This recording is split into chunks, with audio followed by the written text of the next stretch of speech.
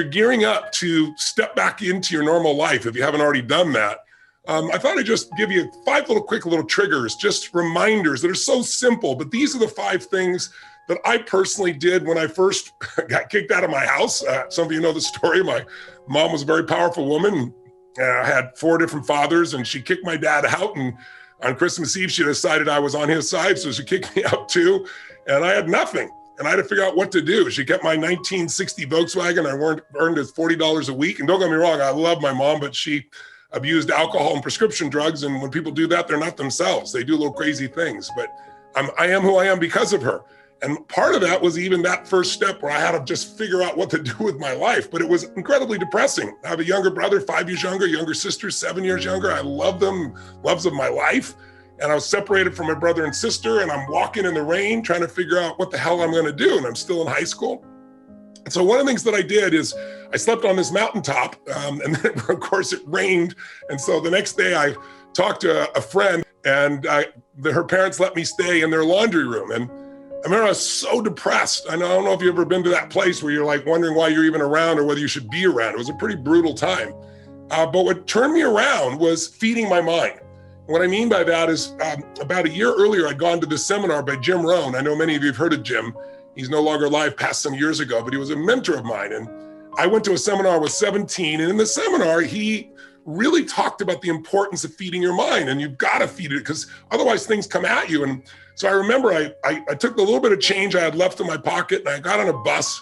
And I drove, they drove me anyway on the bus for about, it's about an hour's away from where I was, because I'd been to this place once before, had this amazing bookstore. And I figured I'll go in there and I'll just read a bunch of books while I'm in there because they can't afford any. And then I picked up a book called The Magic of Believing by Claude M. Bristol. And in this book, it talked about training and conditioning your mind and how what goes in your mind becomes the experience of your life and how to do it. And I was so depressed, I didn't know what to do. And so I went and I'll never forget, I went back to this little laundry room and there was a mirror there. And the book said, put your goals on the mirror so you look through your own eyes into your goals and you see in your own eyes and you read those goals. Do it with soap. And so I did it in the mirror. And then I made these little posters that said things like, only a loser is depressed. Now that's not true. But I felt like I'm not a loser, and that was the leverage I had, right? I can't be depressed if the losers are depressed. And so I just try to work on everything. But gradually I started turning my life around, and I did 5 things, and I did them again. I got to tell you, multiple times in my life when I hit really bad places, when I was told I had a tumor in my brain and that, I might die, when I buried all 4 of my fathers over the course of a year and a half and my mother.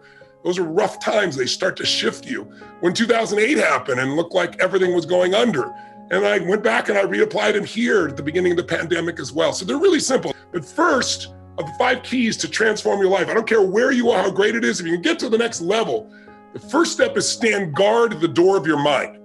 And I got that from my teacher, Jim Rohn. I remember it came to me one day and I was really frustrated. I was saying, I'm working so hard and nothing's really working and I don't understand it. And I was super frustrated. And remember, he came to me and he said, Tony, he said, listen to me. He said, tell me who you're talking to. He said, tell me who you're surrounding yourself with. And I said, well, I'm mostly isolated by myself. And I said, but I'm so frustrated. He says, listen to me. He said, answer this question for me. He said, what happens in the world if, let's say, your worst enemy comes by and drops sugar in your coffee? And I said, well, you'd have sweet coffee. He said, well, what if your best friend, even by accident, drops 1 drop of strychnine? What if it's your brother, your sister, your mother, your father, somebody you love, accidentally drops 1 drop of strychnine? I said, well, then you'd be dead. He goes, that's right. So remember, life is both sugar and strychnine, so watch your coffee. And what he really meant was stand guard at the door of your mind. Because today, we live in a world where the media, they're not bad people, they're good people, but they're companies. And they got to take care of their shareholders. And the only way they win is by getting your eyeballs. And the only way they get your eyeballs in a world where there's so much information is to startle you. The news is not designed to educate you or inform you. You know that. That's why it says drinking water may kill you. Film at 11. Anything that grabs you. And so we're living in a culture of so much fear. So if you're going to take your life back, you got to take into a limited amount of that media and be able to pursue it, not let it pursue you. Today, most people, in order to get your attention, we all know what they do. It's called clickbait. Let me create a headline that'll grab you. It doesn't matter if the content is even real news or not. A lot of times the headline isn't really what the whole story is, but it pulls you in. There's whole groups of people whose entire life is designing algorithms and language to make you stay online more so they can make more money, but it isn't necessarily to your advantage. So what Jim Rohn used to say to me is, he said, Tony, this is your new daily practice. Because this is what I really want to get to you guys here is, if you want to keep momentum, if you've joined me for those few days there, the 5-6 days or 7, I guess we did for the challenge, or you went immersion with me as well, the key is to get momentum and keep momentum. If you work your tail off to get momentum going and then you drop it, oh my God, you got to start all over again. And so the way you do that is you have a daily practice. It's not like, years ago I went to a seminar by Jim Rohn and then my life was perfect. It's like I kept immersing myself in all these things, but I also made sure each day I was making some form of progress. And if you want to know what makes people happy, write down progress equals happiness. Think about it. You can achieve everything in the world and still go, is this all there is? You can achieve something and be excited, but for how long? The only way you stay happy and excited is to keep growing. Progress is everything. If you're making progress on your body, progress in your mind, progress in your emotion, you're going to feel happy. When you get there, you feel excited, but again, for how long? A year? No. 6 months, 3 months, 3 weeks, 3 days, 3 hours? Because we're not made to just sit and, be successful. We're made to grow. We're made to then, as we grow, we have something to give. So step one is, let's see if you can put a little system standing guard at your mind. And Jim Rohn said to me back then, the number one thing you have to do is read 30 minutes a day. So never less than 20 minutes. And I'm not talking about what comes to your phone. I'm not talking about clickbait. I mean a book. I mean something that you pursue. Great ideas are never going to interrupt you. They have to be pursued. And if you don't pursue them, you're going to get what everybody else has, which is all this fear, all this uncertainty, all this stuff won't work, because everybody's focused on what won't work, what can't happen. Why? Because they're afraid. They're afraid to fail. They're afraid to try and feel like they're not enough.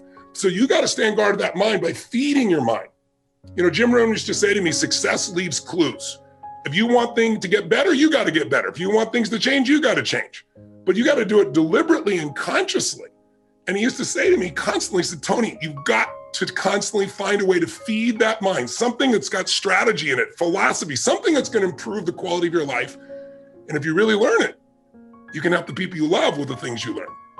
And so I got hooked. And so I decided I'm going to read a book a day.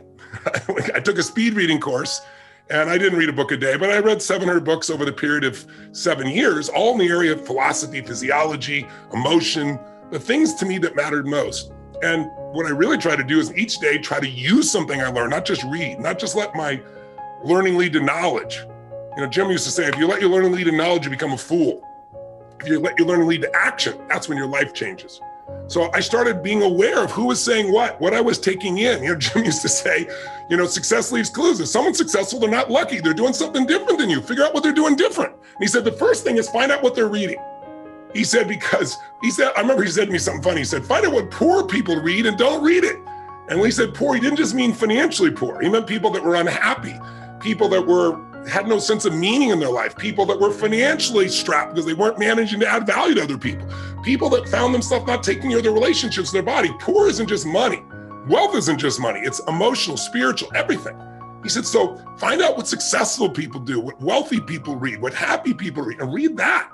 Feed your mind. So step number one is every single day, you got to do something to feed your mind. And if you do that, if you just made that habit, say even 5 days a week, I swear to you, it'll change your life. But again, not what comes to you, what you pursue, something that has real value, a strategy that can change the game for your business or your life, a philosophy that can make you more fulfilled or happy, a way to make a difference for the people you love. That's a daily sought out practice for me. Started when I was 17, I'm now 61. That's why I have the privilege to be able to work with so many people. But most importantly, I've applied these things to me, so I have the life that I want. I don't have a life that I'm promoting to other people. So that's number one. What's number two, real fast? If you really feed your mind every day, feed and strengthen your mind with a 30-minute practice. And by the way, I started out reading all the time, but then I realized I was in my car all the time in those days. And I was like, I'm going to turn this to a university on wheels. And I'm old enough to remember cassette tapes, not reel to reel, but little cassette tapes. We didn't have where you could put 10,000 songs in your phone or go to YouTube and have a million different videos you can watch over and over again. And the value for me on that, quite honestly, was that I had to pay for this stuff, so I had to value it and really use it. Like when you part with a certain amount of money, and in those days, 6 cassettes, 6 one-hour cassettes, And a couple of workbooks was like $300. It was like the standard offer. And I remember I went down to this place called Night Education. And it was this Jewish man, beautiful man named Mario that I became friends with. I was a little 17-year-old kid, my little pot belly. I was fat. And I drove all the way down downtown LA. And I got to be friends with this man. And he had collected, this is how old it was, all these albums of some of the great motivational speakers and psychologists and psychiatrists and business people. And then gradually those things got to actually to cassette tapes. And so he had all these things, and I'd say, like, what's the most valuable thing? He said, well, what do you want to work on? I said, well, my body and my emotions and my mind and my spirit. He was like, you want everything. And he'd say, okay, let's start with this one. And I'd take $300. I was making $40 a week as a janitor. So this is literally the money I'd save, and I'd absorb it. And I'd be like, I can't afford this. And I'd be like, well, I can't afford not to.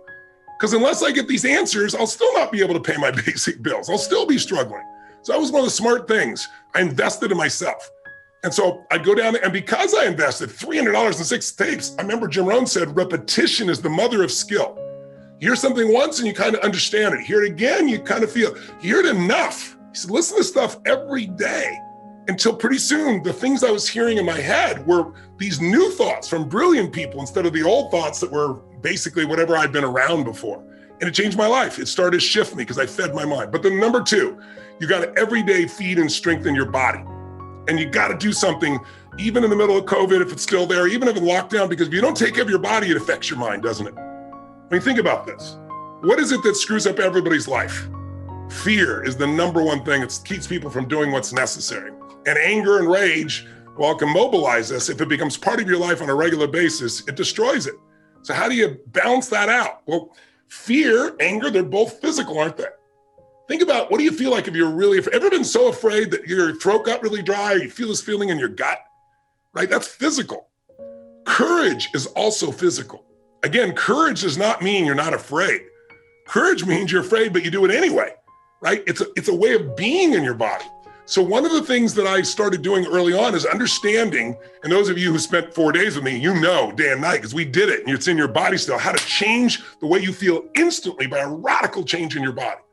And so I really want to recommend you do something at least 5 days a week. First thing when you wake up in the morning, it doesn't have to be an hour workout, even 30 minutes. It can be something as little as 5 or 10 minutes. There is not a day when I wake up, I've shared with some of you this already. First thing I do, I go outside, and if I'm lucky enough to be at one of my homes anyway, I have homes in different parts of the world because I've traveled the world and done this. So I'm very fortunate, but I have a cold plunge I've installed in everyone, 56 degrees. In my home in Sun Valley, Idaho, I don't have a cold plunge. I don't need it. I walk through the snow in the winter, or in the summer, I walk through the grass, and I get in the river. And literally, the river is usually about 39 to 42 degrees, to give you an idea. Every cell in your body is moved. The blood rushes through everything, right? And I do it for 2 reasons. There's never a day I look forward to doing it. I don't go, oh, I can't wait to go in there. I do it, number 1, because it transforms your body. The blood flow, the lymph flow is unbelievable from a health perspective. You just go in for a minute, pop out, and it's like a different world, right? I don't care what it is. Or you could take a freezing shower, would be the minimum way you could do this if you couldn't do this. But it's about changing your body so radically. And it's also about developing a simple daily discipline. It's like, I don't negotiate with myself. I tell my brain, I don't go, oh, wait, I'm not ready. Or let me count to 10, or maybe I'll do it tomorrow. That pattern of thinking is what destroys most people's lives and their dreams. You can settle for a life like most people have, or you can create your dreams, but to do it, you need to be able to push yourself. So you need to train yourself in little ways. Or it could be just going and lifting weights, and you're gonna do like 10 minutes of pushing yourself, or a sprint, or a really fast walk, anything. Because when you get your blood pushing, when you push beyond what's comfortable, it develops this determination inside you, this sense of will that you will then use everywhere else. I always say, if you discipline yourself in one area of your life, you're gonna be able to do even more in other areas. You get momentum. Momentum is everything. So if you train your mind, great, but you got to train your body as well in some way. And I don't care, again, if it's 5 or 10 minutes where you really push yourself, or a full-blown workout, it's got to get there, because when you do that regularly, you're going to find yourself having a better mind. The mind and body can't be separated. They're completely connected. You work on both of them, you're going to have a different world, and you're not going to be shut down. And when other people are like, oh, it can't be done, just move, I'll handle it. It's a different way of being, isn't it? Third key, in order to really believe you can turn things around, you need a role model. And so throughout my life, I looked at different ones. The earliest one I looked for, since I grew up poor and we had no money, and that seemed to be the real issue. My mom left all 4 of my fathers. But as I look back on it, it really wasn't money. They could have had all the money in the world and they still would have fought. but it looked like money. So I thought, wow, if I could make money, my family will never have this pain. So I looked around for role models. And I grew up in a place where there were no financial role models. Everyone was broke. We didn't have money for food. But the bottom line is it comes because I had nothing. And I found, it's like, who also started with nothing like me and then turned it around and grew, and who comes from humble beginnings. And I saw, Sir John Templeton. Some of you may have heard of him, brilliant man. First billionaire investor, started with nothing. And the way he did it is he saved money and he invested during the darkest times. And so I saw Sir John as that. And when I was around when COVID happened, I started looking around to see what are people and businesses that haven't given up. Even though everything's shut down, they found a way to serve their clients. And even though their way wasn't my way, it reminded me and inspired me to say there is a way. So find a role model and get a plan. So number one, feed and strengthen your mind every day, 30 minutes a day. To me now, audio is even better because I can do it while I'm running. I can do it while I'm working out. I can do it while I'm cleaning the house. I can do it in my car. Every day, strength and feed your body. You make it stronger so that you're psychologically strong. Find the role model, get a plan. What's for? Massive action. Like everybody wants to say, well, I don't know where to start. What do I do first? Well, listen, I got all kinds of tools to help people do that. But the most important thing is do something. You don't know what to do, throw the rock. Wherever it lands, talk to the next person, right? It's like you need massive action. And then you need to see what's working or not and keep changing, and you'll get there. Anyone can get to where they want to go as long as they get in motion. But again, it's about momentum. And that's the main reason I came to join you. Last one, step 5, real fast. Give more than you expect to receive. If you are constantly trying to take care of people, give to people. If you're worst time of your life, you can give to people. I promise you, everything will change. So find someone who's worse off than you are, do something for them. And I promise you, you'll remember how great your life is and you'll feel fulfilled because it's not about us. You know what I mean? It's like, it's not about me, it's about we. And the more you can get connected, either people you love or even strangers, and do things, not for brownie points, just because it's right, somehow inside your own soul, your own spirit, you remember that problems are not permanent. Only your soul's permanent. And you remember that I'm made for more than just solving this stupid little problem. It lifts the human spirit.